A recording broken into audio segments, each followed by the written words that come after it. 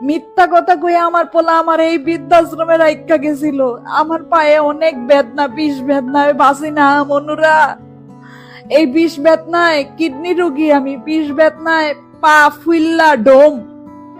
এক এলাকা থেকে এরা আরেক এলাকায় বাসা চেঞ্জ করব। আমারে কইছিল যে বাসা চেঞ্জ করলে তোমার অনেক কষ্ট হইব মা, আমগো তো এই শহরে কেউ নাই, কার বাসায় থাকবা তুমি? একটা বাসায় তোমারে আমি দিয়া যাই, জায়গাটা অনেক সুন্দর, ওইখানে অনেক তোমার বয়সী মানুষেরা থাকে।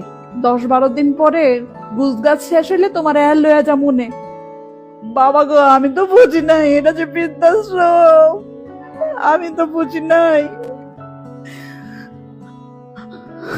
ওই 10 দিন আর আজকার 4 বছর,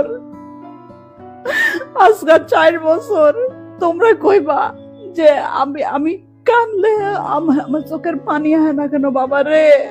অতি শোকে কাতর আমি, চোখের পানিও হয় না।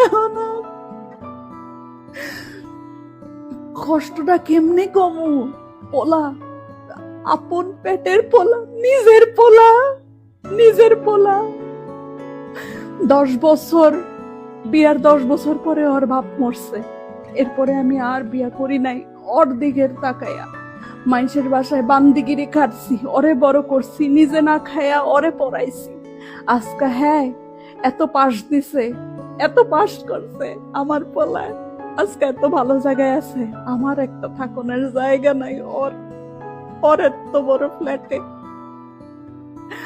4 রুমের ফ্ল্যাটে ও আমার জায়গা হইল না। আমার নাই ভাই, নাই বোন, নাই কোনো আত্মীয়।